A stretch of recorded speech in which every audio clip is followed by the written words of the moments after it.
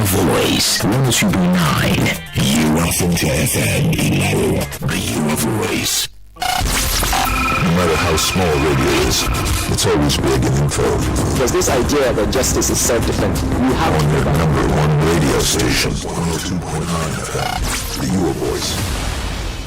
From the studio of Your Frontier 102.9 FM, it's 5 o'clock. While others follow the trail, we break the news. In times of universal deceit, telling the truth becomes a revolutionary act.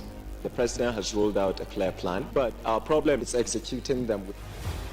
From the corridors of power to the streets of Iroyin land, from Nigeria to the rest of the world, we bring you Tamil reportage from local stories to national and international news at the frontier of truth and at the heart of the people.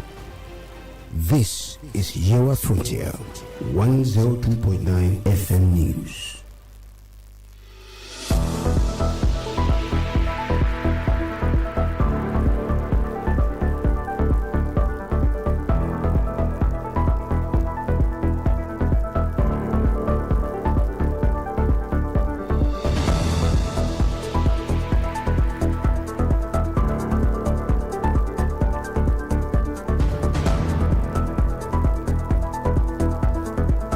Good evening. This is the 5 p.m. news on Your Frontier 102.9 FM. I am KIKELOMO. FATUASE. Here are the top stories. Federal government returns 13 unawarded oil blocks to licensing pool. Defense Ministry dismisses resignation rumors against General Christopher Musa. Trump slams 50% tariff on Canada. Kenny vow to intensify trade talks. The news shortly.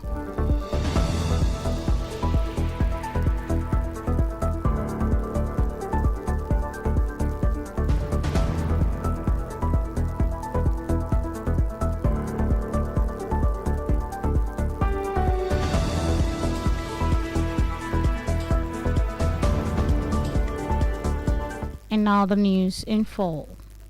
The Senate today passed the Insurgents Regulatory Commission Bill 2025 seeking to repeal the National Insurance Commission Act 1997 and establish a new legal framework for regulating Nigeria's insurgents industry. The proposed legislation, which scaled third reading after lawmakers considered and adopted the report of the Senate Committee on Banking, Insurance and Other Financial Institutions, is aimed at modernizing insurgents regulations, strengthening oversight and aligning the sector with global best practices. If signed into law by President Bola Tinubu, the bill will replace the nearly 3 decades old NICOM Act, strengthen the power of the insurgents regulator, introduce tougher sanctions for regulatory breaches, and rename the National Insurgents Commission as the Insurgents Regulatory Commission. Presenting the committee's reports, the chairman of the committee, Senator Tokunbo Abiru, APC Lagos East, said the existing law had become outdated and no longer reflected the reality of Nigerians' evolving insurgents industry.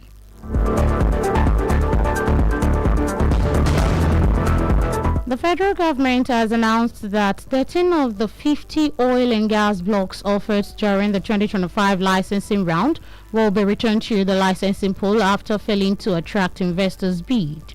The chief executive of the Nigerian Upstream Petroleum Regulatory Commission, Richard Ayesan, made the disclosure today during the 2025 commercial bid conference in Abuja. According to Ayesan, although 50 oil and gas blocks were initially offered, only 37 attracted interest from prospective investors, leaving 13 without any bid. She also disclosed that 143 companies submitted about 200 bids for the available assets, describing the level of interest as remarkable. According to her, almost 300 companies initially expressed interest in the licensing round, which she said reflected renewed investor confidence in Nigeria's upstream petroleum sector, noting that the tide had turned for Nigeria. The Ministry of Defense has dismissed reports circulating on social media claiming that the Minister of Defense, General Christopher Musa, retired, is planning to resign from office, describing the claims as false and malicious.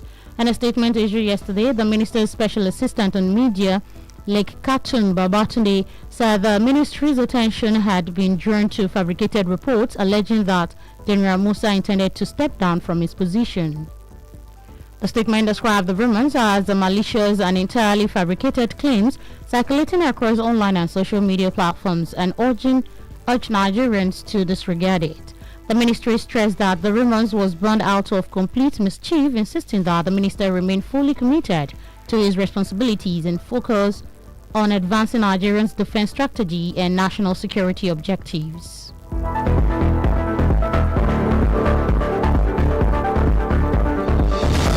Adamawa State Police Command has arrested a 26-year-old suspect and recovered a stolen 2016 Toyota Corolla Sport valued at approximately 18 million naira.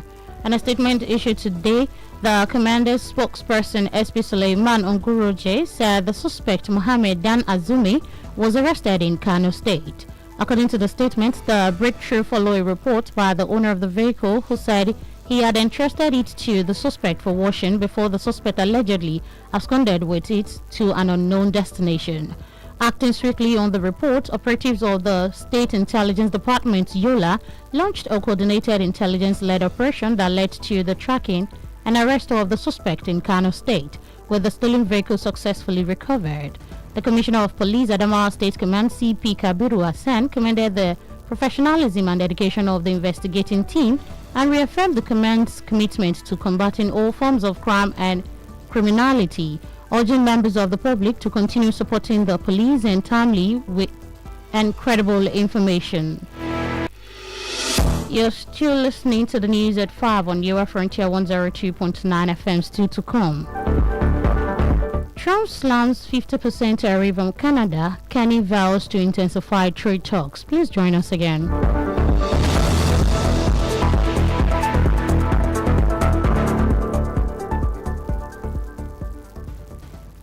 Every business deserves publicity, and that's why we're here to give your business the voice. You are Frontier 102.9 FM. For adverts and sponsorships, kindly call 0911 0000 118 0911 0000 118.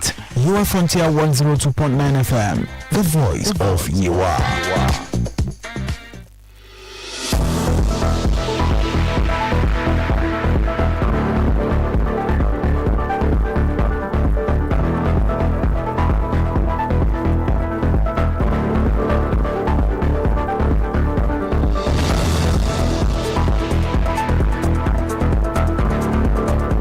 You're welcome back. You're still listening to the news at 5 on Your Frontier 102.9 FM. To stay connected with us beyond the airwaves, kindly follow us on Facebook, Your Frontier 102.9 FM, on Instagram, YouTube, TikTok, and X at Your Frontier FM. You can also listen to us from anywhere in the world via Radio Garden. To report any newsworthy incidents in your area, kindly send a message or call 091 100 00140. And now to the rest of the news.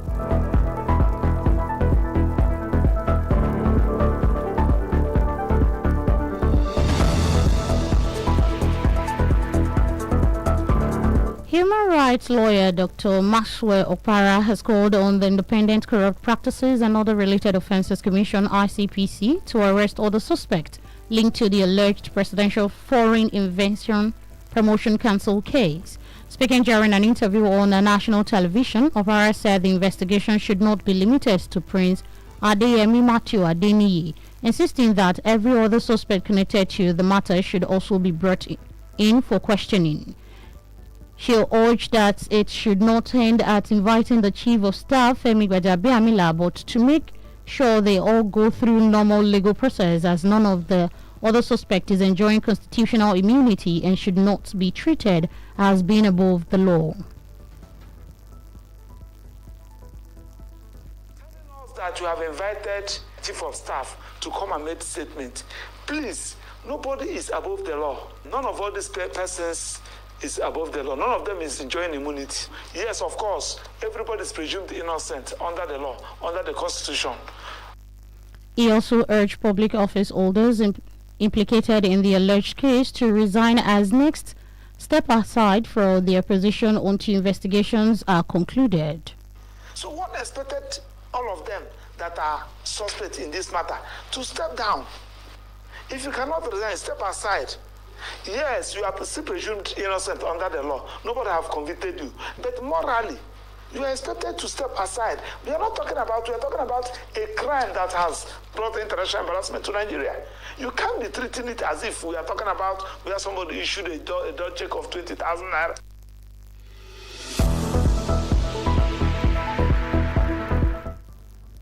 Opera further stated that the controversy surrounding the alleged Presidential Foreign Intervention Promotion Council has brought international embarrassment to Nigeria, calling for a thorough and impartial investigation to ensure justice is served.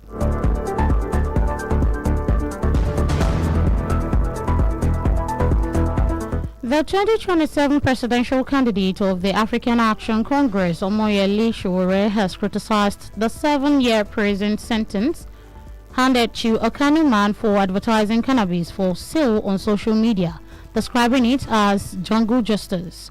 Sowore, in a statement posted on his X handle today, called for the immediate suspension of the judgment against Ashiru Idris pending an appeal. He argued that Nigeria's justice system required urgent reform, saying courts often impose harsher punishment for non-violent offences than for more serious crimes. He also urged the Kano state government to conduct a judicial review of the case. And now to the foreign news. U.S. President Donald Trump has imposed a 50% tariff on a wide range of goods imported from Canada in retaliation for what he called unequal treatment of U.S. cars, dairy and alcohol. Everyday consumer items like wine and hockey sticks and industrial foods such as cement are among the goods targeted. However, several key exports will be spread, such as energy, potash, crucial materials and fish. Prime Minister Mark Carney responded by saying Canada stood ready to intensify trade talks with the U.S. in the coming weeks. The White House said the duty would take off effect in 30 days. It marked a major escalation in trade tension between the North American neighbors. The U.S. Prime Minister ruled earlier this year that many of the Trump's tariffs imposed globally under emergency powers were illegally enacted. But Trump has recently sought other legal avenues through which to enact his agenda, and his latest action uses a different obscure law that is untested in court. And lastly, the sports news. Barcelona has reportedly reached an agreement with Belgian side Club Brugge to sign highly rated youngster Hessin Bissou in a deal worth around €8.5 million. Transfer expert Fernando Romano confirmed that the Catalan giant has finally sealed the move after monitoring the 18-year-old winger for some time. Earlier reports suggested Barcelona had a €10 million bid rejected by Club Brugge. However, the two clubs have now agreed on a low transfer fee, with the Belgian outfit securing a sell-on clause as part of the agreement. Bissou is regarded as one of the Belgium's brightest young prospects and has attracted attention for his pace, dribbling ability and attacking flair.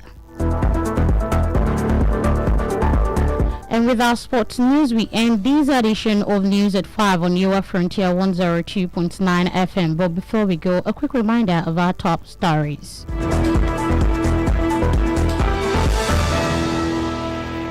We inform you that the Senate today has passed the Insurgents Regulatory Commission Bill 2025, seeking to repeal the National Insurgents Commission Act 1997 and establish a new legal framework for regulating Nigeria's insurgents industry. We also inform you that the federal government has announced that 13 of the 50 oil and gas blocks offered during the 2025 licensing round will be returned to the licensing pool after failing to attract investors' bid. And on the foreign scene, we inform you that U.S. President Donald Trump has imposed a 50% tariff on the wide range of goods imported from Canada in retaliation for what he called unequal treatment of U.S. cars, dairy, and alcohol. To stay connected with us beyond the airwaves, kindly follow us on Facebook, Yewa Frontier 102.9 FM, on Instagram, YouTube, TikTok, and X at Yewa Frontier FM. You can also listen to us from anywhere in the world via Radio Garden. To report any newsworthy incidents in your area, kindly send a message or call 091-100-00140. And that's the news at 5 on Yewa Frontier 102.9 FM, as edited by Peter Olaniyo. I am KIKELOMO. FATUASE. Thanks for listening and good evening.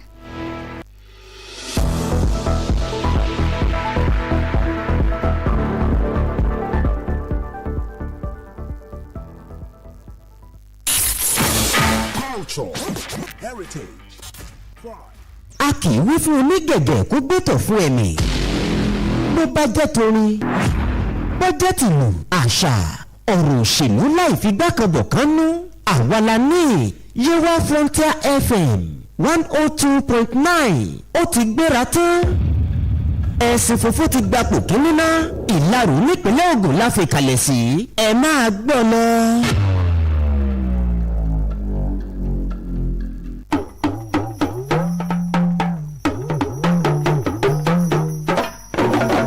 Àkọ́tún ìròyìn rèé láti lè ṣe rédíò Yewa Frontier 102.9 FM.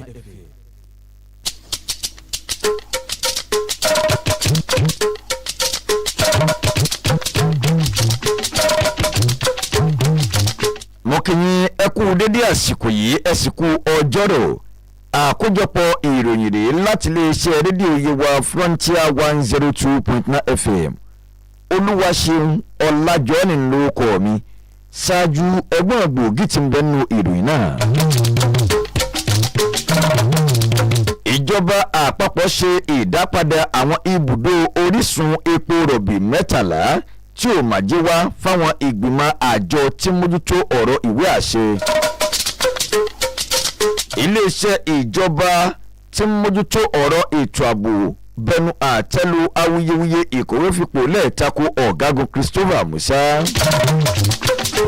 Nílẹ̀ òkèrè, ààrẹ Donald Trump kéde owó orí ìdá 50 lórí ilẹ̀ Canada pẹ̀lú bí Kanye ṣe jẹ́jẹ́ àgbékalẹ̀ ìjíròrò lórí ètò káràkátà.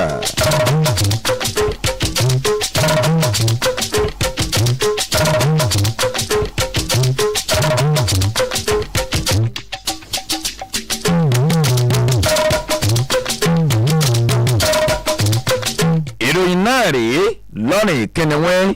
Ilé ìgbìmọ̀ asòfin àgbà ilẹ̀ yìí lónìí ó ní a ti fọwọ́ sí ìwé àbádòfin kan léyìí tí yóò máa mójútó ìlànà àwọn iléeṣẹ́ àjọ adójútòfò tọdún 2025 léyìí tí ń béèrè fún mímú ìyípadà dé bá ìwé òfin tí wọ́n ti ń lò fún ti àgbékalẹ̀ ìlànà iléeṣẹ́ àjọ adójútòfò tọdún 1997. Èyí gan iná ni yóò máa ṣe àgbékalẹ̀ ìlànà òfin tuntun fún ti àwọn iléeṣẹ́ ọ̀wọ́n. Gẹ́gẹ́ bí wọ́n ti wí, wọ́n ní ìwé àbádòfin yìí ó ló ti kojú kíkà nígbà 3 ọ̀tọ̀ọ̀tọ̀ lẹ́yìn ìgbà tí àwọn ọmọlẹ́gbìmọ̀ asòfin tí wọ́n wòye tí wọ́n sì fi ọwọ́ sí àbábọ̀ ìwádìí láti ọ̀dọ̀ àwọn ìgbìmọ̀ tí mójútó ọ̀rọ̀ ilé ìfowópamọ́, iléeṣẹ́ àjọ adójútòfò àti àwọn iléeṣẹ́ ètò ìṣúná míì tí ń bẹ nílẹ̀ Nàìjíríà pẹ̀lú ìpinnu òun ìgbìyànjú láti lè mú ìgbà ọ̀tun dé bá ìlànà òfin tí àjọ ọ̀hún tí wọ́n ń lò àti mímú ìmúgbòrò dé bá ọ̀nà tí yóò fi wà ńdọ́gbandọ́gba pẹ̀lú àwọn ojúgbà wọn lágbàáyé. Bí ààrẹ orílẹ̀-èdè Nàìjíríà Bọ́lá Tinubu bá buwọ́lu ìwé àbádòfin yìí, ó túmọ̀ sí pé yóò máa rọ́pò eléyìí tí wọ́n ti ń ṣe àmúlò rẹ̀ láti bí 30 ọdún sẹ́yìn, tí yóò sì tún máa mú ìmúgbòrò dé bá agbára àwọn àjọ adójútòfò nílẹ̀ Nàìjíríà pẹ̀lú ọ̀pọ̀lọpọ̀ ìfòfindè tí ó tún gbé lórí àwọn tí a bá ń rúfin ìlànà àjọ ọ̀wọ́n lábẹ́ iléeṣẹ́ kọ̀ọ̀kan. Ní báyìí, nígbà tí yóò máa tẹ́ pẹpẹ àbábọ̀ ìwádìí àwọn ìgbìmọ̀ náà, ẹni tó jẹ́ alága àwọn ìgbìmọ̀ tí mójútó ọ̀rọ̀ ilé ìfowópamọ́ àti iléeṣẹ́ àjọ adójútòfò tí ó mọ àwọn iléeṣẹ́ ètò ìṣúná ńlẹ̀ yìí, sínétọ̀ Tókunbọ̀ Abiru tó jẹ́ ọ̀kan lára àwọn ọmọ ẹgbẹ́ òṣèlú APC tí ń sojú ẹkùn ìlà oòrùn ìpínlẹ̀ Èkó, ó ní òfin tí ń bẹ ńlẹ̀ tẹ́lẹ̀ òun náà ni ó ti kojú tí wọ́n pè ní ọjọ́ àfẹ́yìn tẹ́gùn fi sọ léè tí wọ́n pé ọ̀pọ̀lọpọ̀ ìgbà ìní wọ́n ti ń lò sẹ́yìn ó ní bákan náà kò lọ níbàámu pẹ̀lú ohun tí àwọn ilé iṣẹ́ kọ̀ọ̀kan nílẹ̀ Nàìjíríà tí wọ́n ń dojúkọ lọ́ọ́lọ́ tá a wà yìí níbàámu pẹ̀lú eléyìí tí wọ́n pè ní ẹ̀ka ti ìlànà adójútòfò.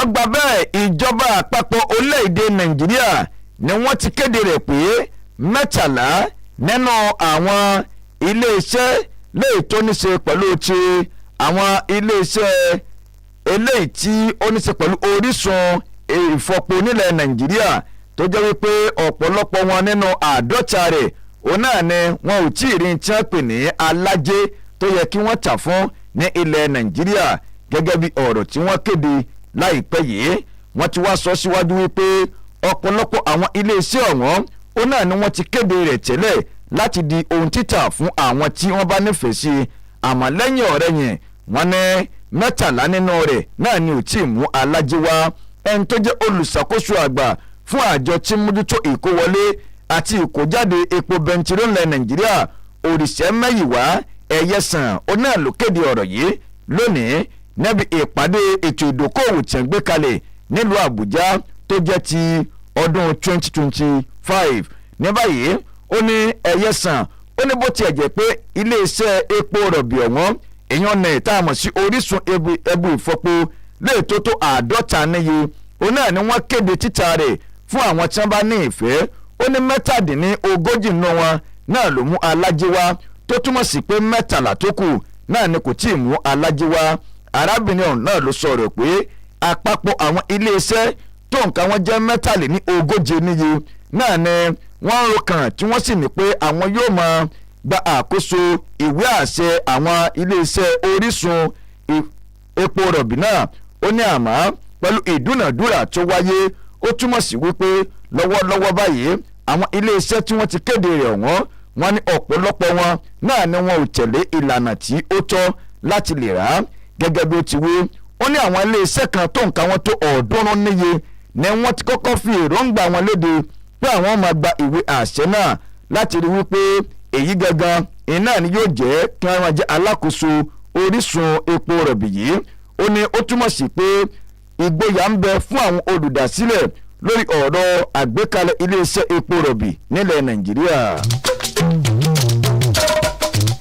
iléeṣẹ́ ìjọba àpapọ̀ tí ń mójútó ọ̀rọ̀ ètò ààbò nílẹ̀ wa ni wọ́n ti bẹnu àtẹ́lu awuyewuye ìròyìn tí ń bẹ ń ta àti lórí ìtàkùn ayélujára wípé mínísítà fọ́rọ̀ ètò ààbò nílẹ̀ yìí ọ̀gágun fẹ̀yìntì Christopher Gwambi Musa onítìpètè pèrò láti kọ̀wé fipò lẹ̀ kúrò lórí àlùfáà wọ́n ti wá ṣe àpèjúwe ìròyìn náà gẹ́gẹ́ bí ìròyìn àgbélẹ̀rọ tó jìnnà sótìtọ́ nínú àtẹ̀jáde kan tí wọ́n yọ̀ǹda lánàá látọwọ́ olùrànlọ́wọ́ pàtàkì fún mínísítà wọn lórí ọ̀rọ̀ ìròyìn èèyàn ní Liha Katum Babatunde ó ní iléeṣẹ́ yìí náà ni wọ́n ti pe àkíyèsí rẹ̀ sí ọ̀rọ̀ kan tó ní ṣe pẹ̀lú ìròyìn àgbélẹ̀rọ tó wípé ọ̀gágun Musa onáàní tí ń pète pèrò láti kúrò lórí àlùfáà àtẹ̀jáde náà ti wá ṣe àpèjúwe awuyewuye ìrọ̀ náà gẹ́gẹ́ bí ìròyìn àgbélẹ̀rọ lè tó jìnnà sí òtítọ́ àti òkodoro wọ́n ní kí àwọn aráàlú kí wọ́n kọtí ọ̀gbọ́n yìí sí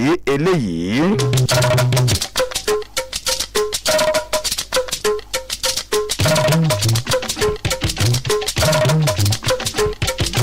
ẹ̀wẹ̀ iléeṣẹ́ ọlọ́pàá ìpínlẹ̀ Adamawa ni wọ́n ti fi kélé ọba gbé afurasí ẹni ọdún 26 kan léyìí tí ó lọ́wọ́ nínú ẹ̀sùn jíjí ọkọ̀ ayọ́kẹ́lẹ́ kan tó jẹ́ ti Toyota Corolla tí owó rẹ̀ jẹ́ mílíọ̀nù 18 náírà nínú àtẹ̀jáde tí wọ́n yọ̀ǹda lónìí látọwọ́ ẹni tó jẹ́ agbẹnusọ fún iléeṣẹ́ ọlọ́pàá náà SP Suleiman Ngureji ni wọ́n ti ní afurasí ọ̀wọ́n Muhammed Dan Azumi ó náwó kélé ọba tẹ̀ ní ìpínlẹ̀ Kano gẹ́gẹ́ bí àtẹ̀jáde ọ̀hún ti ṣe lálàyé wọ́n ní àṣeyọrí yìí ló wáyé o lẹ́yìn ìgbà tí ẹni tó ní ọkọ̀ ọ̀hún tó fi tó àwọn àgọ́ ọlọ́pàá létí wípé afurasí náà ní bá ń fọ ọkọ̀ lọ́wọ́ kó tó di wípé ó na pápá bora láti gbé ọkọ̀ náà sá lọ tí wọ́n sì mọ agbègbè ibi tó gbé ọkọ̀ náà lọ ìwádìí tí wọ́n gbé kalẹ̀ látọ̀dọ̀ àwọn ikọ̀ ọ̀tẹlẹ̀múyẹ́ lábẹ́ iléeṣẹ́ ọlọ́pàá ní ìlú Loyola òun náà ni wọ́n ti ṣe ìfilọ́lẹ̀ rẹ̀ pé ọwọ́ kélé ọba ó padà tẹ arákùnrin ọ̀hún ní ìpínlẹ̀ Kano. Kọmíṣánná iléeṣẹ́ ọlọ́pàá ìpínlẹ̀ Adamawa CP Kabiru Azan olótiwá gbósùbà kárí fún ọgbọ́n àtinúdá àti akitiyan tó ìmọ̀ ìfarajìn lóye tí àwọn ìgbìmọ̀ tí wọ́n ṣe ìwádìí náà tí wọ́n gbé kalẹ̀. Bẹ́ẹ̀ náà ló tún wá tẹnumọ́ pé iléeṣẹ́ ọlọ́pàá ọ̀hún ni wọn yóò máa ní ìfarajìn láti gbógun ti gbogbo èyíkéyìí ìwà ọ̀daràn àti ìwà tí òótọ́ tó bá lè máa da ìlú láàmú.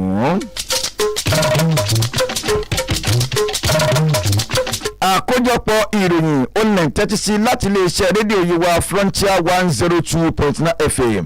Nígbà bá padà dé lábala ìkejì ìròyìn ọ̀hún ó ní láti fi ìròyìn ilẹ̀ òkèrè tó ń létí ẹ̀mọ́ yìí kó ń bẹ̀ à ń padà bọ̀ láìpẹ́.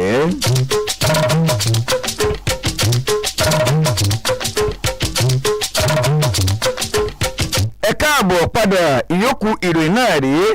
Agbẹjọ́rò ajàfẹ́tọ̀ọ́ ènìyàn ni ọ̀mọ̀wé Maxwell Ọ̀para òun náà ni ó ti ké sí àjọ tí ń gbógun ti ìwà ṣíṣe owó ìlú báṣubàṣu láti fi páńpẹ́ ọba gbé gbogbo àwọn afurasí tí wọ́n lọ́wọ́ nínú ẹ̀sùn ṣíṣe àgbékalẹ̀ iléeṣẹ́ kan lábẹ́ iléeṣẹ́ ààrẹ ilẹ̀ yìí léè tí mójútó ìbáṣepọ̀ láàrin àjọ nílẹ̀ Nàìjíríà àti àwọn iléeṣẹ́ tí ń bẹ nílẹ̀ òkèrè tí wọ́n ló jẹ́ iléeṣẹ́ ayédèrú. Nígbà tí ó máa tàkú ọ̀rọ̀ sọ lórí ẹ̀rọ amóhùnmáwòrán lónìí, Ọ̀para sọ wípé ìwádìí tí wọ́n bá gbé kalẹ̀ òun náà ni ò gbọ́dọ̀ dá lórí ọmọọba Adéyẹmí Matthew Adéníyì nìkan. Ó ní gbogbo àwọn afurasí tí wọ́n bá lọ́wọ́ nínú ọ̀rọ̀ yìí ẹni kí wọ́n tàkùtò ìbéèrè sí lórí ohun tí wọ́n mọ̀ nípa rẹ̀. Bẹ́ẹ̀ náà ló tún tẹ̀síwájú ní ọ̀rọ̀ rẹ̀. Ó ní ìwádìí wọn kò gbọ́dọ̀ mú òkun bá tàbí kó dá dúró lórí pé wọ́n ti ké sí olórí àwọn òṣìṣẹ́ iléeṣẹ́ ààrẹ ilẹ̀ nìkan Fẹ́mi Gbàjàbíàmílà. Ó ní àmọ́ kí wọ́n rí i dájú pé wọ́n ṣe àgbékalẹ̀ ìwádìí tó lọ níbàámu pẹ̀lú òfin tó jẹ́ pé gbogbo àwọn tí wọ́n bá lọ́wọ́ nínú ẹ̀sùn náà òun náà ni wọ́n á jẹ àǹfààní tá a pè ní òfin àṣẹmọ́lù tó jẹ́ pé kò sí ẹnìkan náà wọn tó ga ju òfin lọ. Ó ti wá rọ àwọn tí wọ́n jẹ́ pé àwọn tí wọ́n bẹ nínú ọ́fíìsì ìjọba nílẹ̀ Nàìjíríà tó yẹ kí wọ́n lọ́wọ́ nínú ẹ̀sùn náà kí wọ́n kọ ìwé fipò lẹ̀ tàbí kí wọ́n ta kété láti rí i pé ìwádìí tí wọ́n bá gbé kalẹ̀ á lè parí rẹ̀ kí wọ́n tó padà. Ọ̀para tó tẹ̀síwájú ní ọ̀rọ̀ rẹ̀. Ó ní awuyewuye ọ̀rọ̀ yìí òun náà ní ń jẹyọ nípa ṣíṣe àgbékalẹ̀ àjọ kan àti iléeṣẹ́ kan lábẹ́ iléeṣẹ́ ààrẹ ilẹ̀ yìí tí ń rí sí àjọṣepọ̀ láàrin ilẹ̀ wa àti àwọn àjọ tí ń bẹ nílẹ̀ òkèrè. Ó ní eléyìí dúró gẹ́gẹ́ bí ìdójútì lápátá gbà lágbàáyé fún orílẹ̀-èdè Nàìjíríà nítorí wípé bí wọ́n bá tún wá lọ gbìyànjú àti fárí apá kan fìkàlẹ̀ nínú ìdájọ́ wọn ó ló jẹun tí ò ní tọ̀nà tó.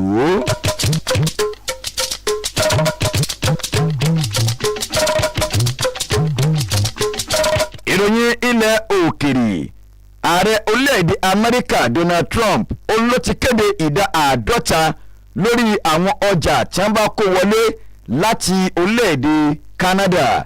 Èyí gangan iná ló dúró gẹ́gẹ́ bí ọ̀nà àti gba ẹ̀san lórí ìgbésẹ̀ tí orílẹ̀-èdè ọ̀hún náà tí wọ́n kọ́ kéde pẹ̀lú bí wọ́n ṣe wípé eléyìí òun náà ni yóò wáyé lórí àwọn ọkọ̀ tí wọ́n kó wọlé láti ilẹ̀ Amẹ́ríkà sílẹ̀ Canada àti àwọn ohun tó ní ṣe pẹ̀lú ọtí ẹlẹ́rìndòdò. Ní báyìí wọ́n ní àwọn ọjà tí wọ́n máa ń rà tí wọ́n sì máa ń lò lójoojúmọ́ bíi ọtí ẹlẹ́rìndòdò àti igi tí wọ́n fi ń gba eré ẹlẹ́yin tí orí ọ̀dàn tí ó mọ́ ọ̀pọ̀lọpọ̀ àwọn ohun èlò míì tí wọ́n lò nílé iṣẹ́ ńláńlá bíi sẹ́mọ́ǹtì àti àwọn nǹkan míì tí wọ́n ń pèsè. Wọ́n ní eléyìí gan òun náà ni wọ́n yàtọ̀ tí ò sí ń tá a pè ní owó orí ọ̀ǹtẹ́ kéde lé lórí. Ní báyìí olótú ìjọba ilẹ̀ wọn Mark Carney òun ló ti wá fi ìmọ̀lára tiẹ̀ hàn.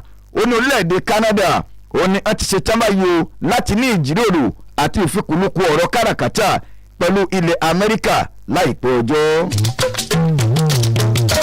Ó dáa bá a bá bọ́jú tá a bọ́ mú tán àgbọ̀nsalẹ̀ náà lápadà wá darí ẹ̀ sí. Àkójọpọ̀ ìròyìn wa tàṣálẹ̀ òní kò ní ju báyìí lọ àmọ́ ká tó máa lọ àwọn kókó amẹ́nubàrí lẹ́ẹ̀kan sí i.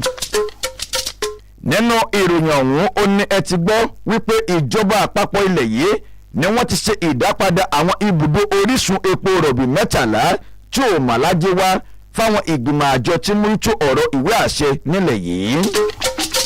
bẹ́ẹ̀ ni tún gbọ́ pé iléeṣẹ́ ìjọba tí ń mójútó ọ̀rọ̀ ètò ààbò nílẹ̀ wa ni wọ́n ti bẹnu àtẹ́lu awuyewuye ìròyìn ìkọ̀wé fipò lẹ́ẹ̀takò ọ̀gágun fẹ̀yìntì Christopher Musa. nílẹ̀ òkèrè tó jẹ́ àkọ́tà ìròyìn ọ̀hún ajẹ́kọ̀dì mímọ̀ fún yín pé ààrẹ orílẹ̀-èdè Amẹ́ríkà Donald Trump òun ló ti kéde owó orí ìdá 50 lórí àwọn ọjà ilẹ̀ Canada lè tán kó wọ orílẹ̀-èdè Amẹ́ríkà níbi kánì náà sì jẹ́jẹ́ pé àwọn yóò máa ṣe àgbékalẹ̀ ìjíròrò lórí ọ̀rọ̀ káràkátà láàrin àwọn orílẹ̀-èdè méjèèjì láìpẹ́ ọjọ́. Peter Ọláníyan ní olótú ìròyìn ọ̀hún Olúwaṣeun Ọlájọrin ló kà sí ti ìgbọ́yìn tí mo sì ń kí pé ẹ̀kọ́ ọ̀lẹ́wù àsìkò dédé àsìkò yìí.